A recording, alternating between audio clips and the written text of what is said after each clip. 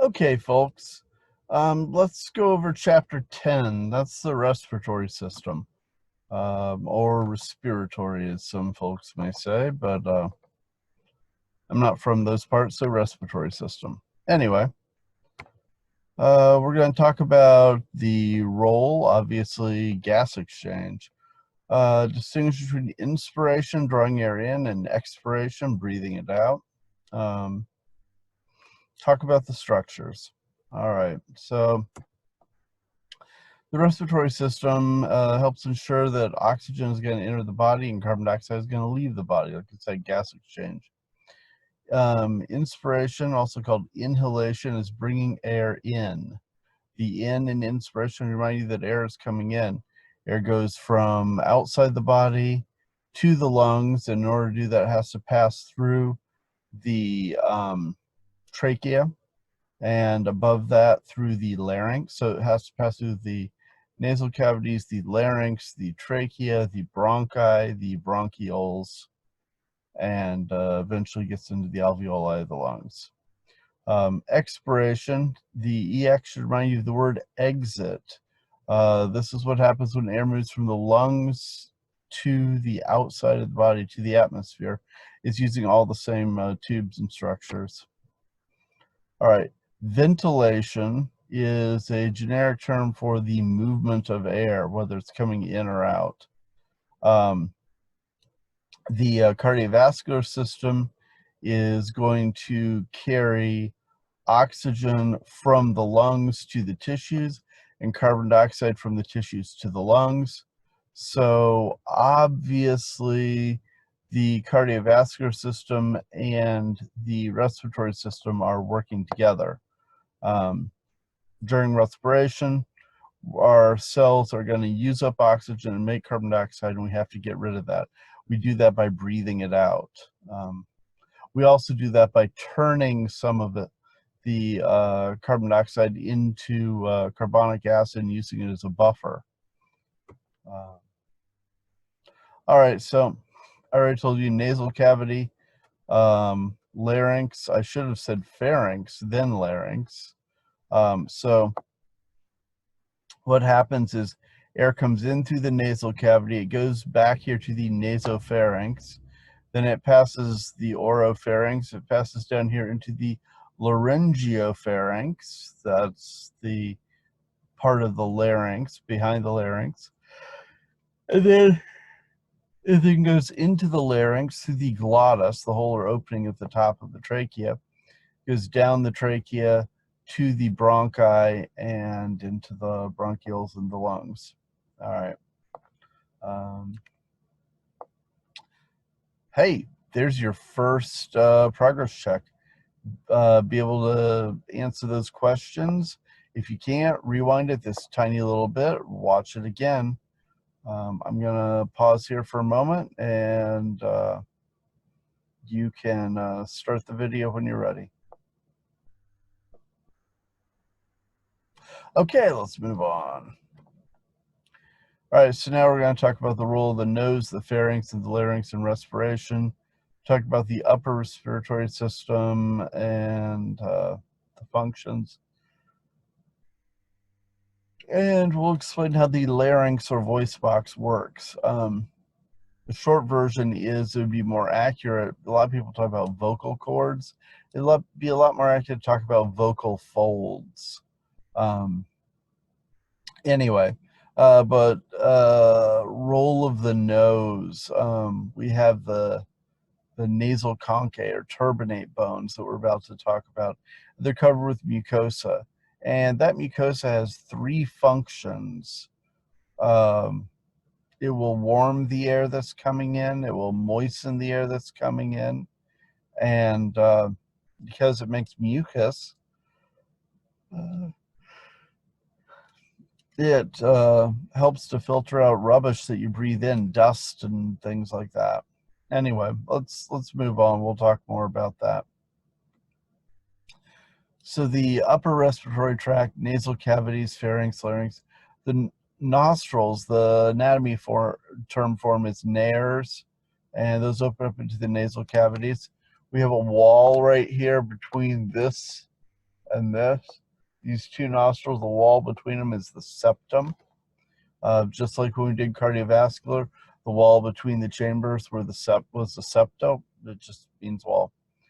The hairs filter the air, trap small particles, actually very larger particles, if you want to be clear. But yeah, nose hair, it's there for a reason. It's to keep bugs and things from going up your nose, keep big things from going up your nose. Smaller things we hope to catch in the mucus from the mucosa.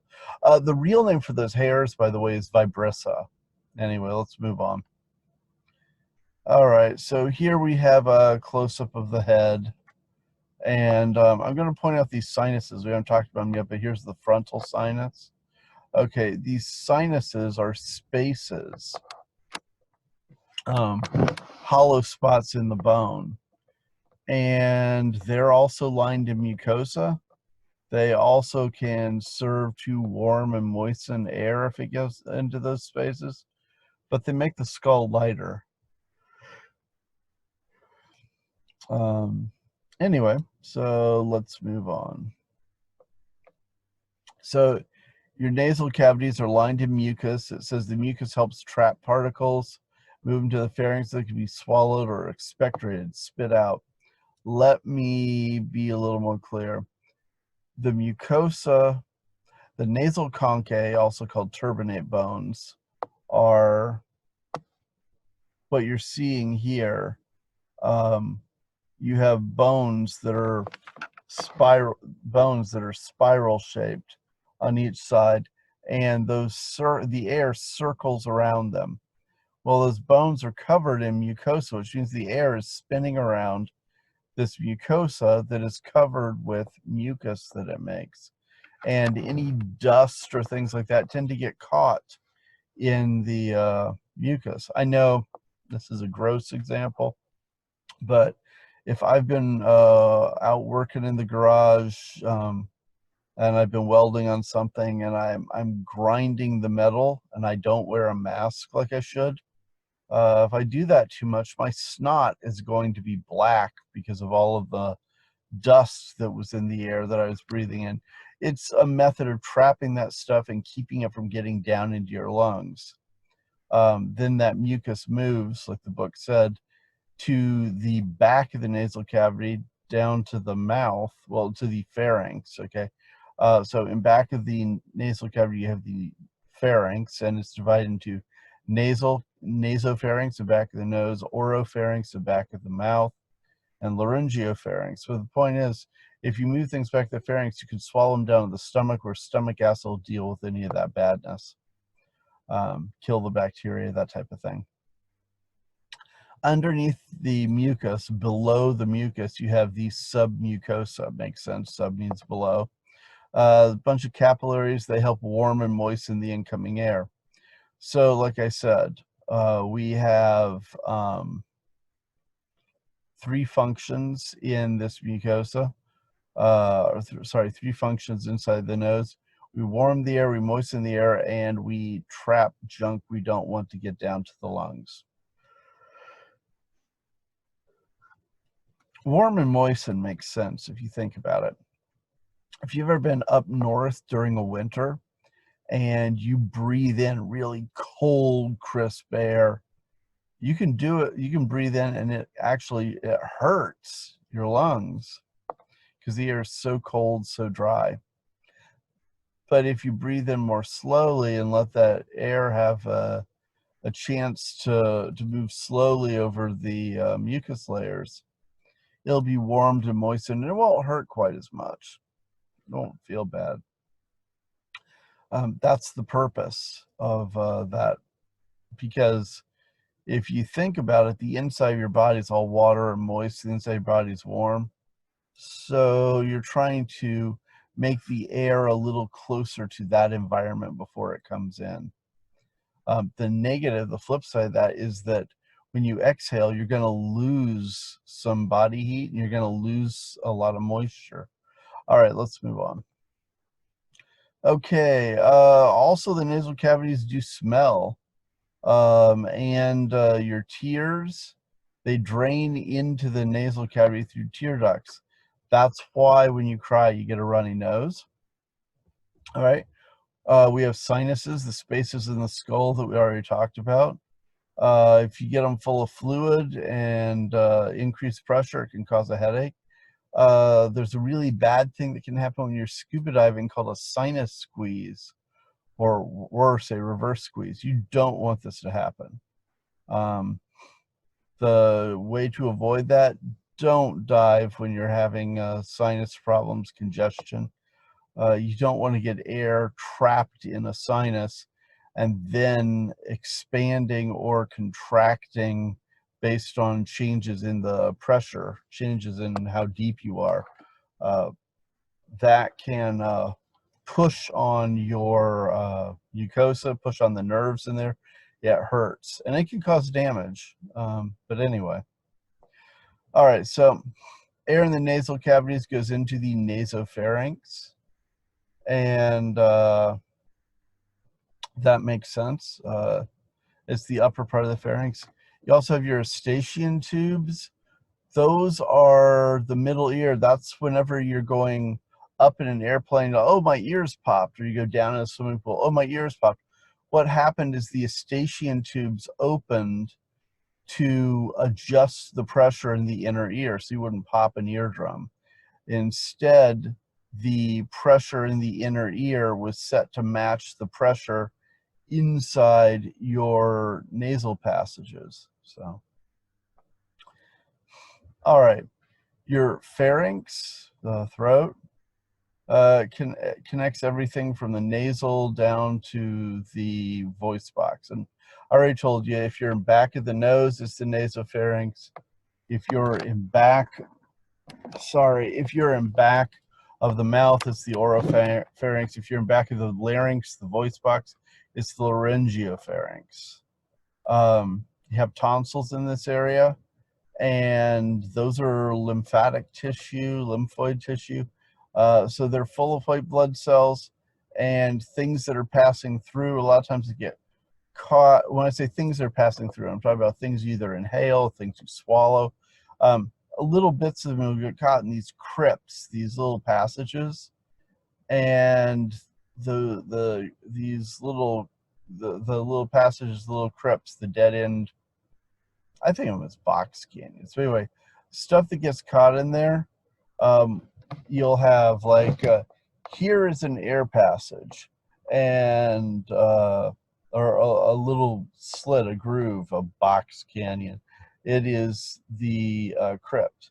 Well, on this side of it, there's a piece of tonsil. On this side, there's a piece of tonsil. And so you'll have white blood cells here and white blood cells here, and they can investigate what's in the middle and see if it's something scary that the body needs to fight, pathogens. All right. So the larynx, the voice box, it's made out of cartilage, and it's between your pharynx in back and the trachea. The Adam's apple, laryngeal prominence, put your hand right here, look for that lump. It's usually bigger in men than women. That's one of those things, you see a prominent Adam's apple, you're like, that's a trait that we usually think of as male. Anyway, what the real anatomy term for that would be to call it the laryngeal prominence of the thyroid cartilage. It's a big cartilage that has the thyroid gland attached to it, not surprisingly. All right, let's move on. It has vocal folds. Your book's calling them vocal cords. It's the first book I've ever seen to do that. Most people call them vocal folds. They are folds of mucosa with elastic ligaments. Those elastic ligaments are the cords in the vocal cords. So, all right. The space between those cords, between those ligaments, is the glottis. When air goes through the glottis, the vocal cords vibrate, producing sound. The more tension, the higher the pitch. This is easy to understand. Think of a balloon. You blow up a balloon, and then you let the air out of it. It'll vibrate and go. But if you take it and you pull on the end of the balloon, pull it tight, it makes this high pitch.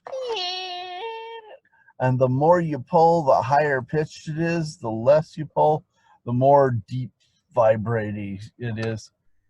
Same thing is happening. The those vocal folds, they're attached to little bones that are some of the bones in the larynx that are arytenoids, and the muscles pulling on the arytenoids cause tension. As those bones are pulled on and they move a little bit out of the way, it pulls on the mucosa they're attached to, it pulls on the ligaments they're attached to. That affects the tension, which affects how fast the vocal cords can vibrate. The more tension you have, the higher pitch, because the faster vibration. And loudness is how much they vibrate, not the frequency, but the amount, how big the vibrations are. If your vibrations are that's kind of quiet. If your vibrations are same speed, but they'll be the same pitch, but it'll be much louder. All right, moving on. So there's the whole, the glottis. And here we have the epiglottis. We talked about that before in digestion. When you swallow, food will come down the tongue, and the epiglottis will come down, cover here, cover the glottis. Epiglottis means above the glottis. And food will slide off the back of the tongue, slide over the depressed epiglottis to the, you can't see it, but back here you're going to have the esophagus to pick up food. Anyway, so these are the ligaments at the top of the vocal folds. You're looking down the hole, and so it's like things go down away from that drawing, away from the camera photo. But the top of them is ligaments, and those ligaments vibrating, that's the vocal cords people talk about. And again, the tighter you pull, the more tension, the higher the pitch. All right, so when we swallow, the whole larynx is pulled upward, like muscles pull on the hyoids, lift everything up. And as they do, the epiglottis, so let's say the whole thing moves upward, but the epiglottis gets pushed as you go up, everything else goes up, it's pushed down. So everything up, then it's pushed down. And what that does is cover the glottis, cover the hole, the opening in the top of the trachea, and it makes sure that food goes past it down into the esophagus, which is over here. All right. To check your progress, I'm going to pause. You can stop this video. Make sure you can answer all the questions. If you can, start the video again. If you can't, go back and rewatch. All right, let's move on. So we'll talk about the lower respiratory tract. We just did the upper respiratory tract. So now we're talking about trachea, bronchial trees, lungs. We'll talk about the movement of the diaphragm and what that has to do with inspiration and expiration. The elasticity of the lungs. That's pretty important. And alveoli.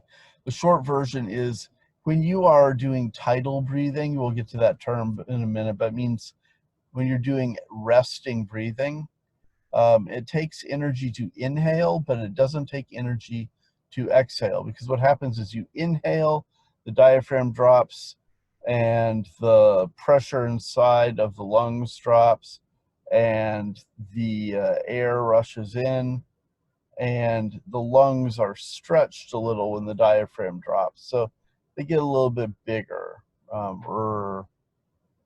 not with sound effects, but you know what I mean? They get a little bit bigger. And then when your diaphragm relaxes, you're not spending any energy. But the lungs, which are super elastic, they return to their normal size, and that pushes the air out. Anyway, but we'll get to all this. Okay, so the lower respiratory tract, that's trachea, bronchial tree, lungs. We talk about the trachea, that's the windpipe, and it connects the larynx to the bronchi. The bronchi are the branches that go off to the lungs. It says its walls are reinforced by C-shaped cartilage rings, which prevent the trachea from collapsing. All true. If you think of a C shape right here, like this would be the front of the person. Over here would be the esophagus. So there you're looking, I'll do it this way so you can see, you're looking over there. It's a solid C of cartilage. But here, where it's open on the back, what's against it, what's connecting is the muscular wall of the esophagus that will carry food down to the stomach. All right. And that's like a land animal thing. If you want to talk to me about dolphins, a lot of species of aquatic mammals, they have circular, not C-shaped, circular cartilage rings. We can talk about that later. The C shape lets the esophagus expand. Yeah, that's peachy. You understand that. Okay, if you look at the lining of the trachea, look at the wall, you have goblet cells that make mucus there. And so you have this mucus, and that mucus is doing the exact same thing that the mucus inside the nose is doing. It's flypaper for stuff you breathe in that you don't want to go down to the lungs.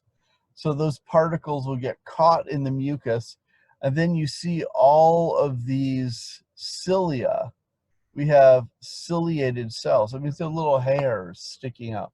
So imagine here's the trachea, air passing through, and on the sides we have cilia. Okay.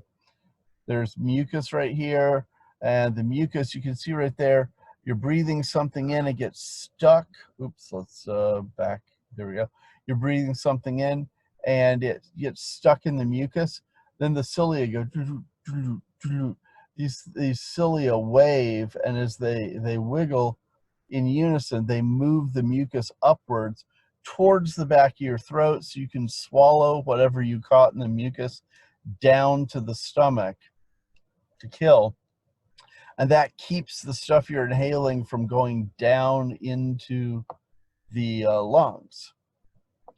And it's certainly not 100% effective. I mean, obviously there's some really dangerous jobs like mining where particles of coal are in the air, and people get black lung and die from that, but it's more effective than not coating with mucus and not trying to get rid of the bad stuff. So we try. All right, so the trachea is lined with pseudostratified ciliated columnar epithelium and goblet cells. The goblet cells make the mucus, which traps debris from the air that's passing through the trachea. The mucus is then swept away from the lungs and towards the pharynx by the cilia, just what we said before. If you're smoking, you damage the cilia. This is one of the things that causes smoker's cough.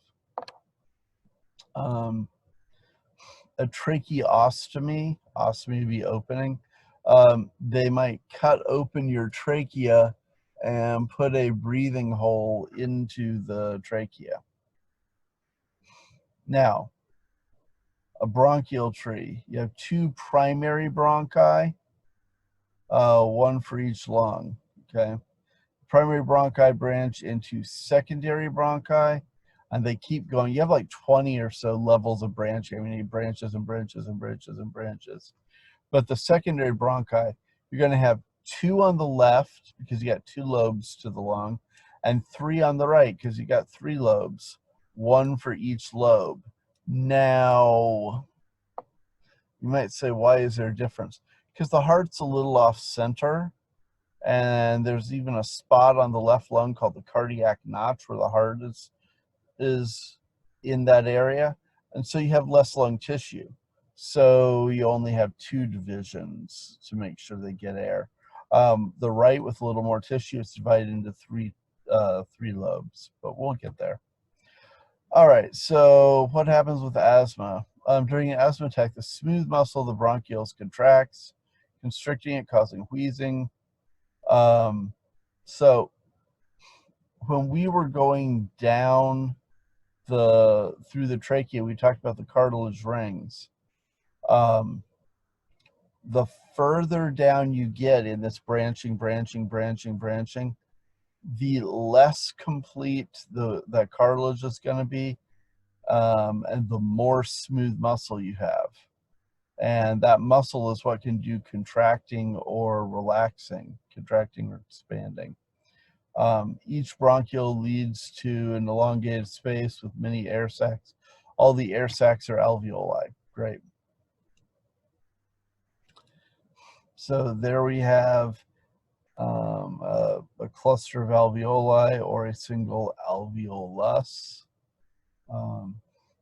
Understand that anywhere that we just have the movement of air, even if it's like cartilage and muscle both down there, if we don't have the alveoli, if we don't have the gas exchange going on, we would say this is the conducting zone of the heart. It just carries the air through. If it's an area where we have the ability to do gas exchange, then it's a respiratory zone, not a conducting zone. Anyway, moving on. So the lungs, we have the secondary bronchi, the bronchioles, the alveoli, you already heard. The right lung's got 3 lobes, the left lung has 2, it has less tissue because of the heart. Each lobe is divided into lobules, and each lung is surrounded by pleura, which make pleural fluid. These are serous membranes, membranes that have a visceral side, one that's very close to or stuck to the organ, and a parietal side that is to the periphery, that is away from that organ.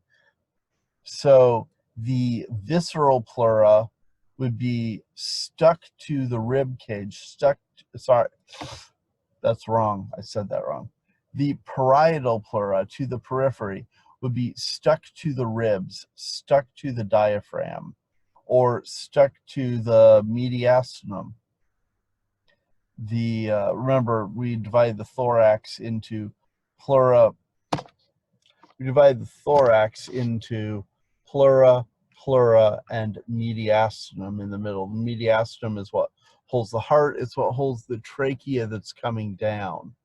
And you have a dividing wall of membrane between the mediastinum and the pleura. That dividing wall is made out of the peritoneal cavity, is made of the peritoneal serous membrane. Why am I saying peritoneal? Peritoneal is the abdomen. It is made of the pericardial, thank you. The sac around the heart, the pericardium, it's a serous membrane. It's got 2 layers. So the outer layer of the peritoneal is away from the heart. So the peripheral, the outer peritoneal, parietal peritoneal, is away from the heart, and the outer pleura is away from the lungs, and those membranes are hooked together by connective tissue. That's the wall of the mediastinum. All right, so now let's go back to talking about pleura. We've got a lung right here, okay?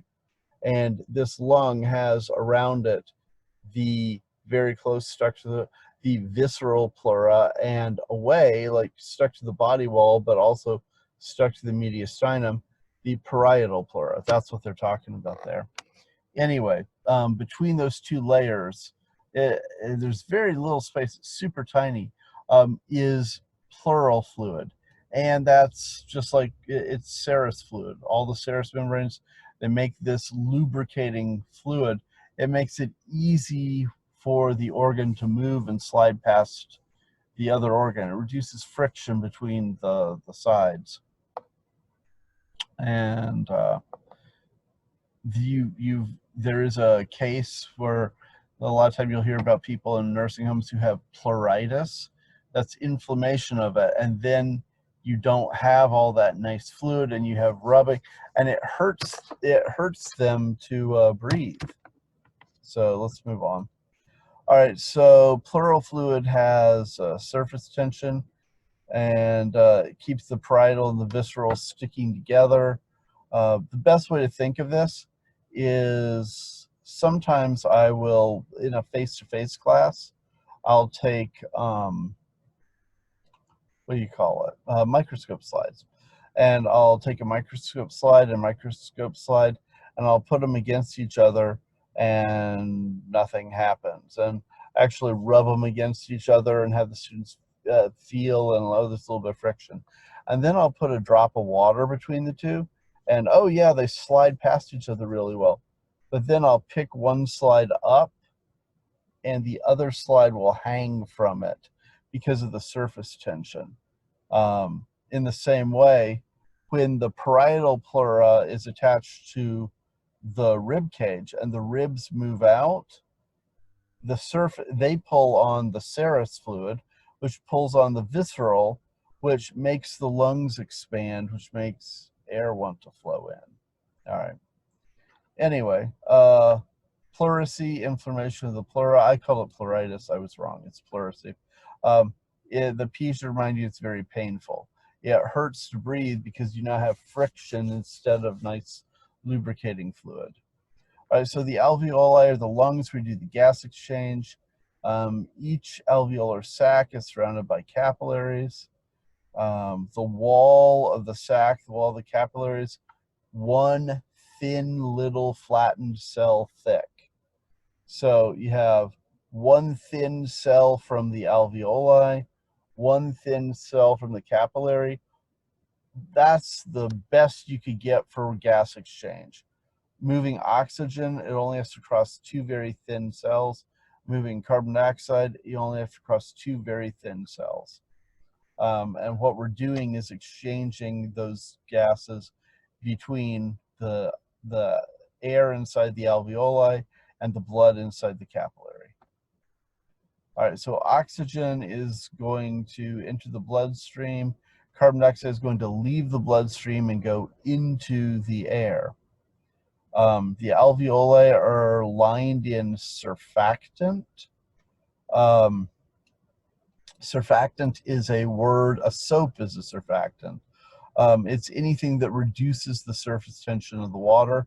And in this case, it keeps the fluid lining the lung. It keeps the walls of the alveoli from sticking together.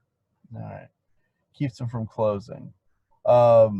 If a kid is born preemie and they don't make enough surfactant, their alveoli can collapse. What they usually do with this is they will put them in like an incubator type environment where they're breathing higher levels of oxygen. So maybe their lungs are only partially efficient at the moment because a lot of them are closed because they're not making enough surfactant. Well, we can treat that. How do we treat it? We put them in a elevated oxygen environment, maybe even a little tiny bit amount of pressure. We make sure more air is getting into their lungs, that air is higher oxygen level, enough to keep them alive with the parts of their lungs that are working, until the rest of their lungs, as they grow up a little, get closer to where they would have been born. Their lungs are better at making the surfactant. They're not pulled tight closed. The alveoli are not pulled tight closed anymore. All right, let's move on. So briefly describe the function of the organs in the lower respiratory system. This is the check your progress. Yeah. Okay, so check your progress is the thing where you make sure you can answer all these questions. You can pause the video and check them.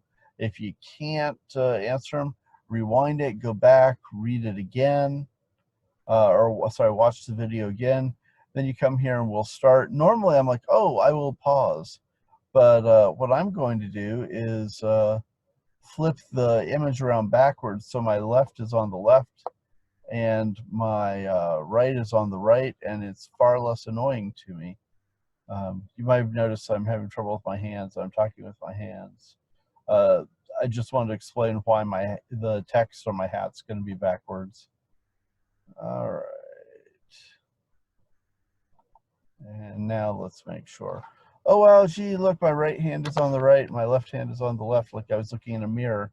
That makes what you're trying to read look meh, but it works for me. All right, now I'm carrying on. All right, so we're doing the how to breathe. We're going to talk about what causes inspiration and expiration, movement of the diaphragm, movement of the ribs. Tidal breathing is just movement of the diaphragm. What is tidal breathing? It's breathing at rest. What is vital capacity? It's the amount of air you can move. What's residual volume? It's what's left over that you can't move. There's always some air in the bottom of the lungs that you can't move. And we'll talk about inspiratory and expiratory reserves. Those are the extra amount that you could breathe in or the extra amount that you could breathe out. When you're not at rest and you're doing something that requires a lot of oxygen, that's when you're going to do that. That's just the extra amount that could be breathed in or extra amount that could be breathed out. If you're working really hard, you're doing both. All right. So ventilation, the movement of air, has two parts. There's the breathing in part, inspiration, and it says in the name. That's the direction the air's gone. Expiration sounds kind of like exit, and that's the direction the air is going. It's leaving the lungs, leaving the body. It says normally we have a continuous column of air from the pharynx to the alveoli. Yeah, that's not surprising. The lungs are inside the thoracic cavity. You got a rib cage on the sides and the top. Intercostal muscles between the rib cages. What they're saying is it's a solid wall. Some of it's muscle, some of it's bone, but it's there. It's a wall. The diaphragm, which is flexible muscle, it's the floor, the bottom of the lungs, the base of the lungs are resting against the diaphragm. Or to speak more accurately, the bottom or base of the lungs is stuck to the visceral pleura, and then you have some serous fluid, and then you have stuck to the lungs the parietal pleura. The space between the two is minimal, barely there. It's filled with pleural fluid. That's just a serous membrane. The pleura is just a serous membrane, and so the lubricating fluid is the pleural fluid, which is a type of serous fluid. Let's move on. Boyle's law. Oh, please don't do all PV equals nRT.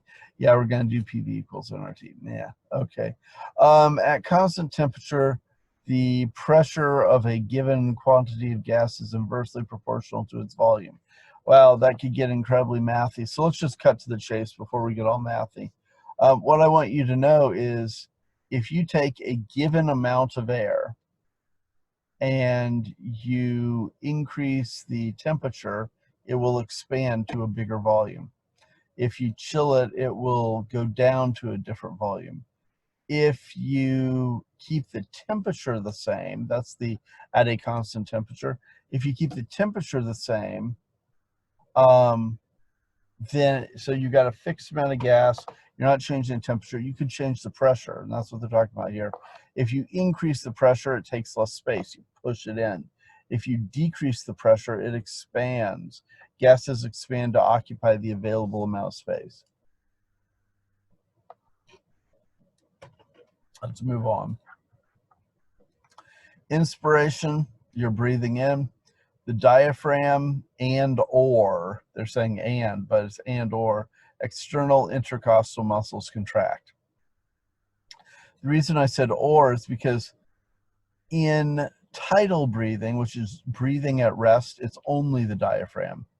It's when you're doing inspiratory reserve, you're bringing in extra air. That's external intercostals. There's actually another organ, muscle that could increase the amount of air you can breathe in that they're not talking about. It's the sternocleidomastoid, which goes from the mastoid process on your skull down to your sternum or breastbone. When both of those contract, they pull on the rib cage, they can pull it upward, which can add to the expanding of the lungs. All right, so in the relaxed shape, the diaphragm is dome shaped. This one is a pretty picture on the next page. Why is there not? Okay, yeah, so you can see it there. The diaphragm is the muscle that we have right here. When it's relaxed, it's up. And so when it's relaxed, it's up. And when you contract, remember muscles get shorter and thicker. Well, when this dome gets shorter, it gets flatter. Does that make sense? So shorter, thicker, longer, relaxed. Shorter, thicker, longer, relaxed. Shorter, thicker, longer, relaxed. So what happens is when that muscle, that diaphragm, contracts and goes down, the floor of the rib cage just went down. Okay, I don't mean that moved the bones, but what I mean is that pulled on the lungs, it pulled downward on the lungs, decreased the pressure inside the lungs.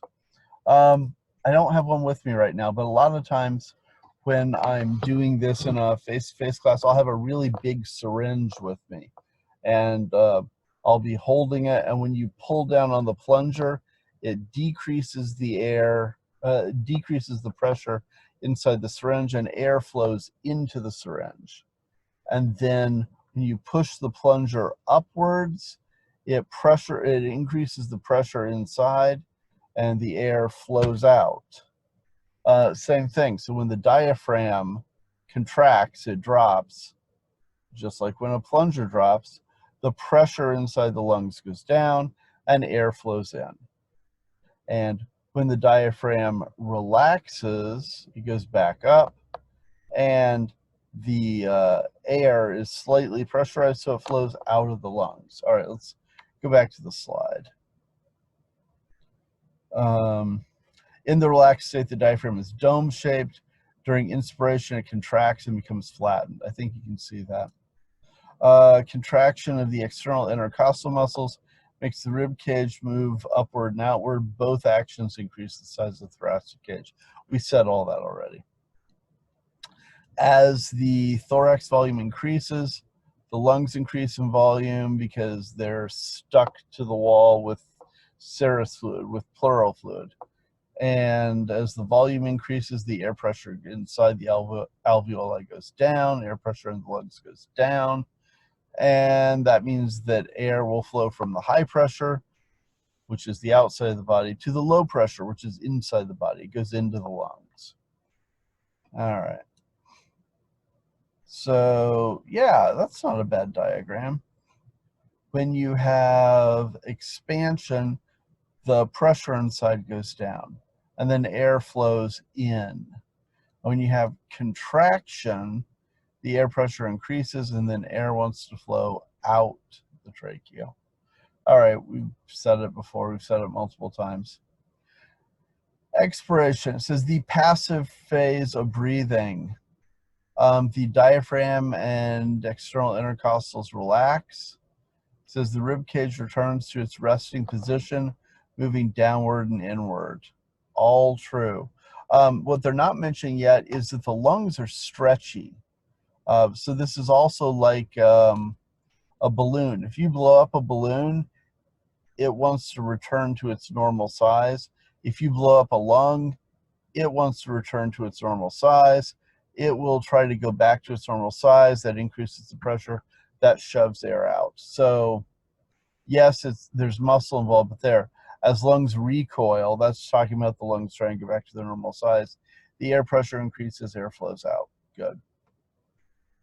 Yeah, we got it. All right. Surfactant keeps the alveoli from collapsing during expiration. In other words, when the lungs were coming back in, they just keep going and they all stick together and the lung would collapse. Says also as lungs recoil, the pressure between the pleura decreases. This keeps the alveoli open, all true. Or says when in an accident the thoracic cavity is punctured, air enters the space between the two pleura, causing a lung collapse. I'll tell you another way you can get a lung collapse. If you are scuba diving, the first thing, the main thing you're going to hear is never hold your breath.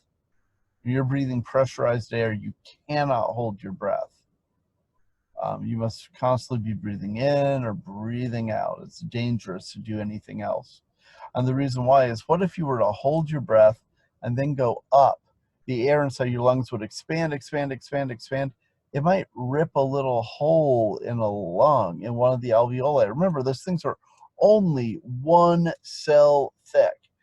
If you ripped a hole, then air can escape the lung and go into the pleural space.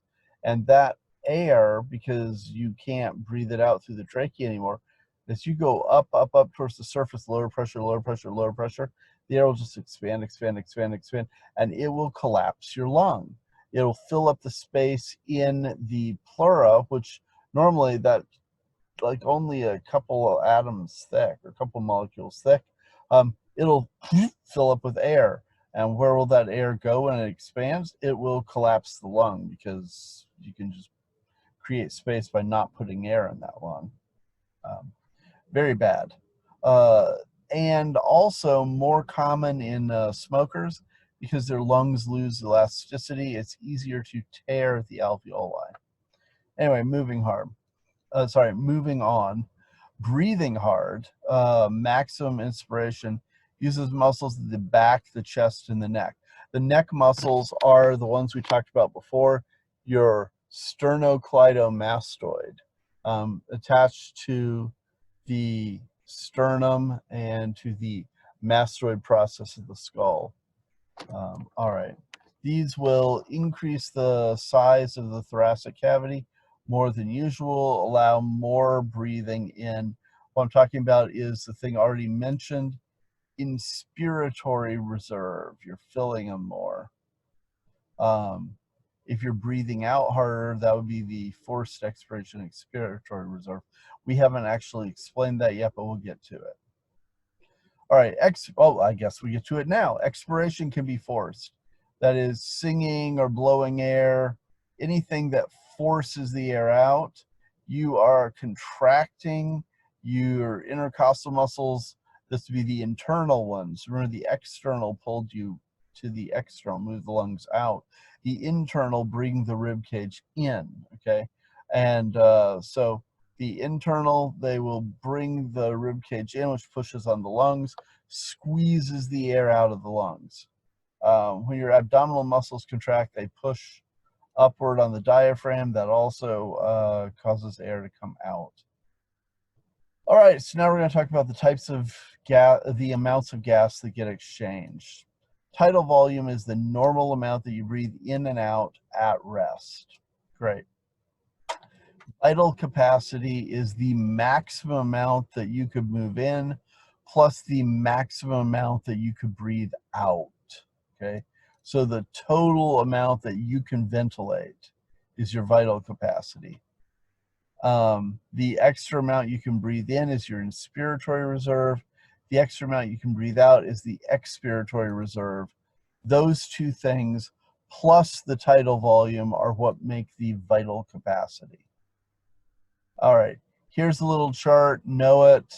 A lot of times people pull questions for tests based on this. They'll give you some numbers and you'll have to add them up. Anyway, notice that there's a residual volume here. This is air that's in the lungs. It's never going to get out of the lungs. So, all right, moving on.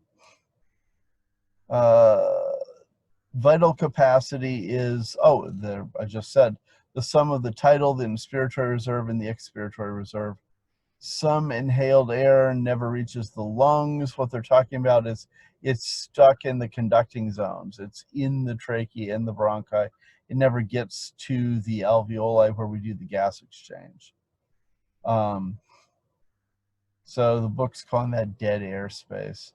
Your residual volume is the air that's always in the lungs that you can't get rid of. All right, here's to check your progress. I'm going to pause. Okay, let's move on. Now we'll talk about how we control the breathing in and the breathing out. We'll talk about the nervous system. We'll talk about chemoreceptors, pH levels. In short, if the CO2 level in your blood goes up, the CO2 combines with water, forms carbonic acid, so your blood gets slightly more acidic if it has more CO2. And your blood gets slightly more basic if you have less CO2. Let's move on. So breathing can be controlled by the nervous system and by chemicals.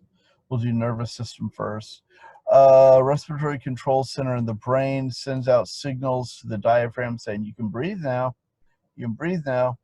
And it'll make the, I guess, to the diaphragm and the external intercostals, causing inspiration to happen. If it stops sending signals to the diaphragm and the ribs, the muscles relax and air is sent out. Okay, great. SIDS, crib death. Sometimes there's looks like a healthy kid and they stop breathing. We don't know what's causing it. We know it's not vaccinations. Please shut up about saying it's vaccinations. I'm so sick of the anti-vaxxers. It's not, okay? For some reason, a signal isn't sent and they stop breathing. That's why you really don't want a kid sleeping on their stomach. Anyway, moving on. So nervous controlled breathing. Sorry about that. The respiratory center automatically controls the depth and the rate of breathing, but it's controlled by the rest, or influenced by the rest of the nervous system. We can voluntarily change our breathing pattern to speak, to sing, to eat, or to go swimming. Obviously, you have to hold your breath if you go underwater, unless you're on scuba. Then you never hold your breath, never ever. Following forced inspiration, there are stretch receptors in the airway that initiate inhibitory nerve impulses, stop the respiratory center from sending out nerve signals and overstretching the lungs. Basically, you already filled them, so your stretch receptors say, yeah, shut up, we know we're already full. All right, so here we have a drawing of the respiratory center in the brainstem, the intercostal nerves, you know, it's just showing the nerves that are necessary for moving air. Now we get to talk about the fun part, the chemical control. This is, as a diver, as a scuba diver, as a snorkeler, I find this interesting. This would be why I am not good at free diving. Okay, other than me being rather fat, and thus I float really, really well. So it's hard for me to get underwater anyway. It's super easy for me to float. Anyway, moving on. So cells make CO2. You know, the CO2, when it combines with water, makes carbonic acid. We've already talked about that. That decreases the pH of the blood, makes it more acidic. One of the things that influences how much you breathe are chemoreceptors. Right there would be one of them, in the carotids. But anyway, these sensory receptors look at what chemicals are in the body fluid. and 2 of them are sensitive to pH, and they can speed up the body. One set is in the medulla oblongata of the brain. The other one is where I told you the carotid bodies and the carotid arteries, aortic bodies in the aorta. Okay. These respond mostly to carbon dioxide. What I'm telling you is that you breathe in oxygen, you send oxygen to the tissues use the oxygen, they create carbon dioxide, and as the carbon dioxide level rises, those sensors detect it and say, oh, we need to breathe now. And you breathe, so you get rid of the carbon dioxide, get more oxygen. You can do it all again. Sounds like a good system. But we can screw with that system in ways that are not safe. So chemical control of breathing, when the blood pH goes down, that means when it gets more acidic, the respiratory center increases the rate and the depth of breathing to remove CO2 from the blood. In other words, if your blood gets more acidic, without even thinking about it, you're going to breathe a little bit harder, a little more frequently, and a little bit deeper, and it will blow off carbon dioxide to get rid of some of the acid in your blood. Now, this is not just because of respiration. Say you're someone who has metabolic problems and you're having metabolic acidosis. Your kidneys are going to try to remove some of that excess acid from the blood, but so are your lungs. Your lungs are going to start breathing a little deeper, a little faster, even without you thinking about it, because you'll be blowing off extra carbon dioxide to try and get rid of the acid that is in your blood. Now, here we go. Here's where the scary stuff starts. When you hold your breath, CO2 begins accumulating in the blood. So the CO2 level rises, and that makes things more acidic. That makes the pH go down, makes it more acidic. The respiratory center, stimulated by chemoreceptors, is able to override voluntary inhibition of respiration, forcing breathing. Let me say this another way. You're holding your breath, and you try to hold it. And the reason you get this urge to breathe is not because you're running out of oxygen. It's because the amount of CO2 is going up. Is that clear? It's not because you're running out of oxygen. The urge to breathe, the need to breathe, comes from rising CO2 levels. Now, you do have an oxygen sensor, but it's like a way backup one that usually isn't triggered. Okay, yeah, so they don't get to the point. Let's get to the point. So here's the thing. When you're around people who free dive a lot, that means they're holding their breath a long time without scuba diving, one of the things they'll do is they're going to breathe hard, they're going to breathe fast, they're going to breathe deep. They're going to do a lot of that before the dive. Believe it or not, they're not breathing in that much oxygen. They're adding some oxygen to the blood, but most of what they're doing is blowing off carbon dioxide. They're taking normally, oh, here's our high level of carbon dioxide and here's our low level. They're driving that low level down to there, way down. So when you hold your breath, it takes longer for the carbon dioxide level to rise until it's even at normal, and it can take even longer to rise until it's at the level where it tells you, oh, you need to take a breath now. So here's the thing. There are cases of people who free dive who will hold their breath, go down, whether it's for spearfishing or competition breathing, competition free diving. They will blow off so much carbon dioxide. There are even guys now who will hyperventilate on oxygen and then do a breath hold dive. It's absolutely insane. They're doing that because pure oxygen has zero carbon dioxide in it. They're trying to get their carbon dioxide levels super low so they can blow it off, so they can get rid of it, so they don't have the urge to breathe. They can hold their breath longer just because they don't feel the need to breathe. But here's the thing. It is possible for them to hold their breath, not have a signal to breathe from rising carbon dioxide level because the carbon dioxide is still really low, but not have enough oxygen. What I'm saying is it is possible for someone to breath hold and then black out and lose consciousness.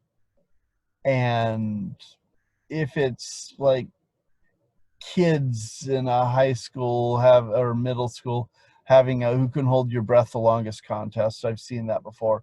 Oh well, somebody blacks out and faints and falls and then they're breathing again, no big deal.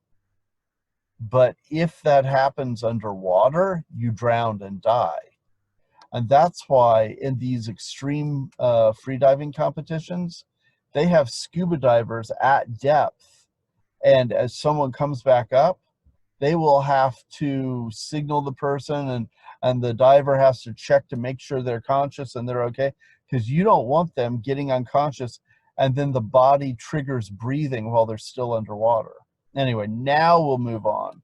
Okay, there is a check your progress. You can go over the questions and answer them. I'm going to wait a moment, then we're moving on. Okay, let's do this. All right, so we're going to talk about the difference in internal and external respiration. Internal is breathing the, external is bringing the air into the body from the outside in. Internal is using that oxygen in the body. Okay, summarize the chemical processes involved. We'll get into that. Identify the role of carbonic anhydrase and carbaminohemoglobin in respiration. Okay, this is real quick, real easy. There'll be an elaborate book version, but carbonic anhydrase, it ends in ACE, so you know it's an enzyme. Carbonic anhydrase is the enzyme that takes carbon dioxide and water and combines them to make carbonic acid. That's a process that could happen naturally, does happen naturally, but happens a heck of a lot faster if you've got an enzyme like carbonic anhydrase that's catalyzing the reaction, speeding it up by lowering the activation energy. All right, so fine. Carbaminohemoglobin. Hemoglobin doesn't just carry oxygen, it can also carry hemoglobin. Hemoglobin can also carry carbon dioxide. So you might remember that we had names for carbon dioxide based on whether or not it was carrying oxygen. We had deoxyhemoglobin and oxyhemoglobin. And the deoxyhemoglobin was like a dull brick red, and the oxyhemoglobin was like a bright cherry red because it changed shape slightly when it picked up the hemoglobin. Yeah, I picked up the oxygen. All right, yeah, that's cool. Well, both of those are hemoglobin. And we hadn't mentioned it at the time, but there's a third form, carbaminohemoglobin. That's hemoglobin carrying carbon dioxides. Anyway, we'll get into that. Let's move on. So we need gas exchange inside the body. We need oxygen to make ATP in the mitochondria.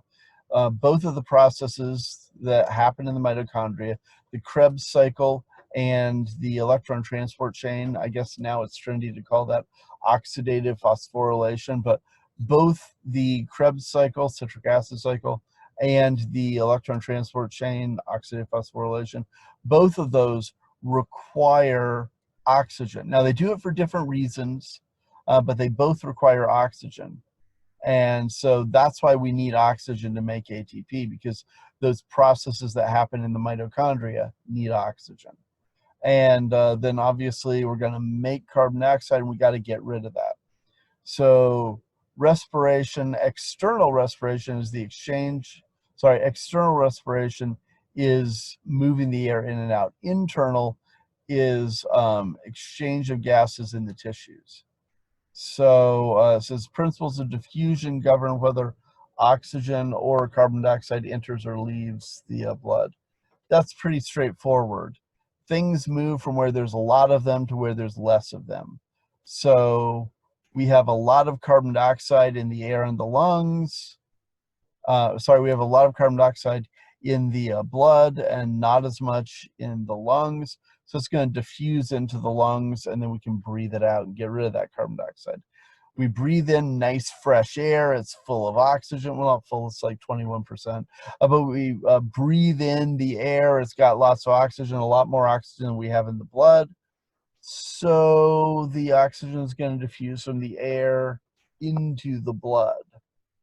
And that's how we get our oxygen in the blood. All right, let's move on. So gases have a pressure, and the amount of pressure that exerts is the partial pressure. Now, why am I saying partial pressure? Well, because air pressure is the total amount of pressure from air. Like at sea level, it's going to be close to 15 pounds per square inch air pressure.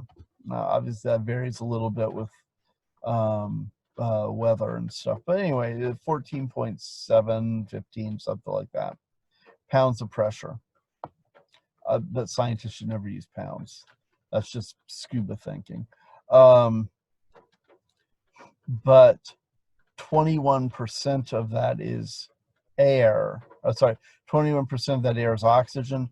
So the partial pressure of oxygen would be the amount of the overall air pressure that is due to the oxygen. And it says if the partial pressure differs across the membrane, things will diffuse from where there's more of it, higher pressure, to where there's low of it. Okay, makes sense. External respiration is exchange of gas between the lungs and the blood. So we're bringing air into the lungs, and we're bringing the gases from the lungs into the capillaries. That's external. Okay, just like I said, the partial pressure of carbon dioxide is higher in the blood, in the capillaries, than it is in the air inside the alveoli. So the CO2 diffuses out of the blood into the air in the alveoli of the lungs. Opposite, partial pressure for oxygen is higher inside the alveolar air and lower in the blood, so it moves from high to low, because we always move from high to low, and the oxygen will diffuse from the air into the blood. Okay, great. Most of the CO2 is carried in the plasma as bicarbonate. That's the same bicarbonate that's used in blood buffering that we were talking about. In low carbon dioxide environment inside the lungs, the reaction goes to the right. Okay. In this formula right here, this is the blood buffering solution. And carbonic anhydrase is the enzyme that makes this conversion go faster.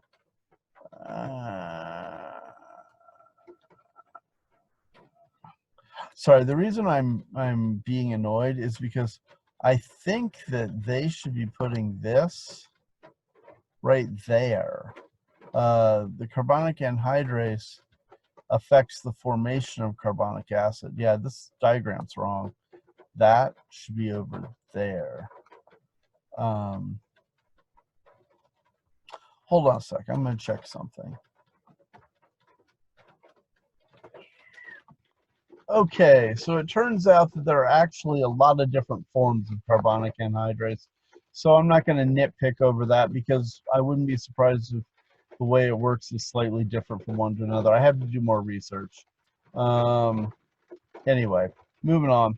But carbonic anhydrase is an enzyme that speeds the breakdown of bicarbonate, of carbonic acid in red blood cells. Um, Fair enough. And the hyperventilation, breathing at high rates, that pushes the reaction to the right. That's a fancy way of saying that you get rid of hydrogen ions, you get rid of carbon dioxide, and you raise the blood pH. Hypoventilation, breathing lower, breathing less than normal, that's going to cause acidosis, make the blood more acidic. All right. Basically, because if you breathe less, you're getting rid of less carbon dioxide, so you're causing more carbonic acid to form. Let's move on. All right, so external respiration, we have to move the blood, move the oxygen into the blood from the lungs, move the carbon dioxide out. So pulmonary capillary blood flow is low in the oxygen. Alveolar air has a higher partial pressure, so air moves from the lungs. Sorry, oxygen moves from the air in the lungs into the blood. Hemoglobin will pick up the oxygen and become oxyhemoglobin. Yay, we had said that before. That was external respiration. Now, internal respiration, the blood going into the capillaries is bright cherry red because it's full of hemoglobin. It's oxyhemoglobin. When it gives up its oxygen, that oxygen will diffuse out of the blood into the tissues. It says a lower partial pressure of oxygen due to cells continuously using up oxygen during respiration. Yeah, that's correct. That's straightforward.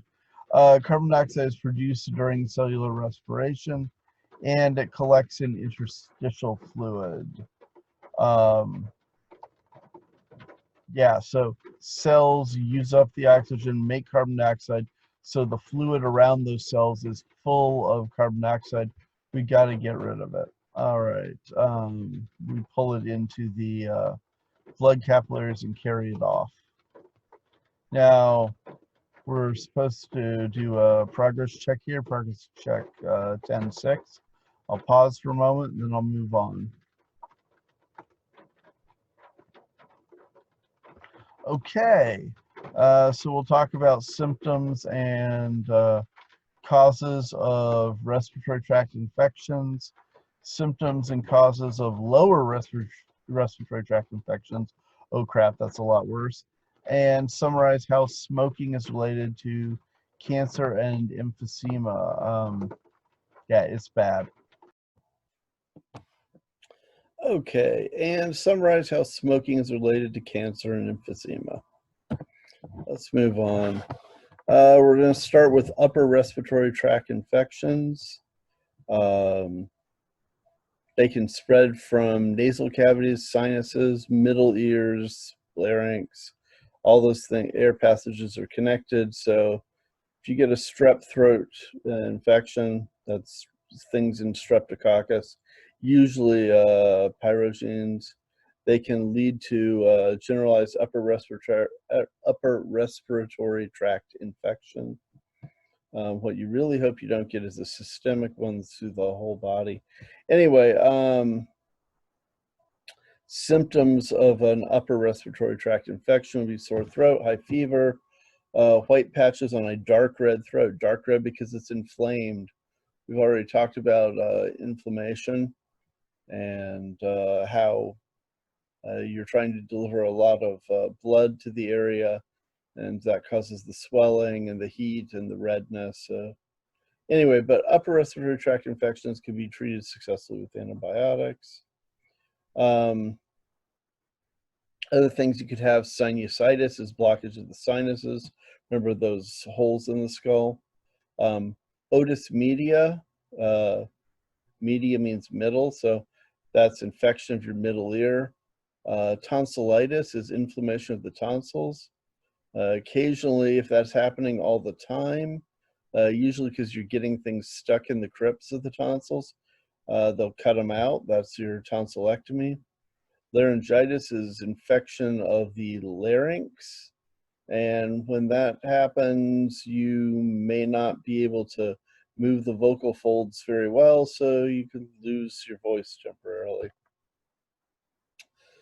All right, lower respiratory tract infections, much scarier. Or sorry, lower respiratory tract disorders, still scarier. Infections, restrictive pulmonary disorders, obstructive pulmonary disorders, and lung cancer. So bronchitis, infection of primary and secondary bronchi. Remember, those are part of the conducting zone that carry air to the alveoli. Pneumonia, that could be bacterial, it could be viral. There are different types. The bronchi and the alveoli fill with a thick fluid. When that happens, obviously you are not exchanging air across the wall of the alveoli because you do not have air in them. Tuberculosis, bacterial infection that leads to tubercles, little chambers filled with bacteria, very nasty. Okay, so here we have a chart on 1012 that goes over these different things. It also adds asthma, which wasn't on the previous slide. I expect you'll be on the next one. That's when you have the muscle constricting and making it hard to pass air into the alveoli. Anyway, pay attention to and know the disorders on 1012. I'm sure they're gonna pick at least one or two of those to make test questions out of. All right, restrictive pulmonary disorders. They can, you could have less vital capacity, so you just have less ability to move air in and out of lungs, or your lungs could lose their elasticity. It's a different cause, but it would have the same effect. You're having trouble moving air in and out. Pulmonary fibrosis is when fibrous connective tissue builds up in the lungs. It's because the lungs are trying to contain sand, coal dust, fiberglass, asbestos, try to keep things out. Wear respirators, wear a mask. If you're painting, if you're doing fiberglass, wear the proper respirator so as you're sanding and stuff, you don't get all that dust into your lungs. It can permanently damage your lungs. Wearing the wrong kind of mask can actually kill you if you're using the wrong kind of paint. I don't know anyone personally who this happened to, but some of the guys in my car club know someone who was killed because he wore the wrong mask when he was painting. He wore a cheaper mask, and in 3 days he died. So anyway, but the book is not talking about death. It's talking about building up fibers inside the lungs that that hold this stuff in place, try to respond to it. And when that happens, your lungs don't inflate properly, and so now you have a disorder or disease. Inhaling bad things into your lungs can also irritate them enough to cause cancer. All right, obstructive pulmonary disorders. The famous one here is COPD. But this means air is not flowing through the airways well. Chronic bronchitis, emphysema, asthma, collectively we call those COPD because they tend to come back. So there are different causes of COPD, but they all have kind of the same effect in the long run. Constantly being out of breath over minor things, not being able to move oxygen into the tissues the way you should because your lungs can't pick it up. Let's see. Okay, so chronic bronchitis, your airways are inflamed, full of mucus. The bronchi actually lose cilia, which means that they are even worse at moving stuff out. Remember I told you how we have the ciliated cells that are moving the mucus up to the throat so you can swallow it and destroy all the bad things. Well, if you lose your cilia because of smoking, you can't move the mucus up to the back of the throat. Smoking may be the most frequent cause, but there are other pollutants that can mess it up, mess up the cilia in your bronchi. Anyway,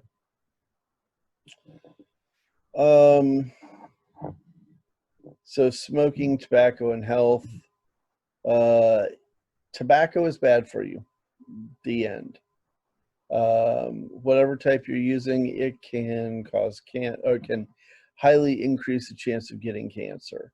That's true whether it's lung cancer, mouth cancer, laryngeal cancer, esophageal cancer. You can read the list. I don't need to read it to you. Smoking specifically will mess with lungs, so chronic bronchitis, emphysema, heart disease, and harm to unborn children, stillbirths. Passive smoke, just being around a smoker and inhaling their smoke, it can increase pneumonia, bronchitis, and lung cancer, even though you're only getting it secondhand. Emphysema is not something that can be cured. Your alveoli are stretched out, their walls are damaged. Because the walls are damaged, you can't exchange gas there, so the surface area for the gas exchange in your lungs is reduced, and you have less oxygen getting to your heart and brain. The big cause of this is smoking. The lungs get stiffer. They lose some of that elasticity. That makes it harder to expire and force air out. It also, like I said before, increases the chance of a lung collapse because you could tear an alveolar wall. Okay, lack of oxygen to the brain can make people depressed, sluggish, irritable. Severe emphysema can be treated by lung transplant or lung volume reduction surgery, where they cut out the diseased tissue, and then the tissue that's left can do its job without having to cover for the tissue that's diseased because you took the diseased tissue out. Asthma, you wheeze, you're breathless, you cough, you spit up mucus. It's not curable, but people treat it with inhalers. Things that'll set it off are pollen, tobacco smoke, or smooth muscle spasms. Lung cancer is more common in men than women. The first event in lung cancer is that the bronchi get thicker. The next thing, they're going to lose cilia. Then you can't remove the dust and dirt from the lungs. Then when those things start settling in the lungs, they're going to mess up the cells, and they're going to form with messed up looking nuclei. And then if you get a bunch of those, that's a tumor. And presto, that's a cancer in situ of the abnormal cells in one spot. Okay. So moving on. More on lung cancer. The final thing is, when a cancer spreads, we say that's metastasizing. If some of those cells break loose and travel to other organs, that's one way that it could kill you. It can infect other organs and spread. That makes it really hard to treat. But there are other things that could happen. That original tumor could grow so big that it blocks your bronchi, and then you can't get air into the lungs, and that kills you. This will probably require, treating will probably require removal, surgical removal. a whole lobe or even an entire lung is a pneumectomy. And you need to do that before tissues break off and go, the cells break off and go and penetrate other tissues. At that point, there's not much they can do. So there is a normal lung and a highly diseased lung, a cancerous lung. Don't smoke. All right, so here's to check your progress. And I'm going to pause. You can go back and look at it. Sorry, you can look at it, see if you can answer the questions. If not, you can go back and rewatch the section. And I'll give you a few seconds and then we'll carry on.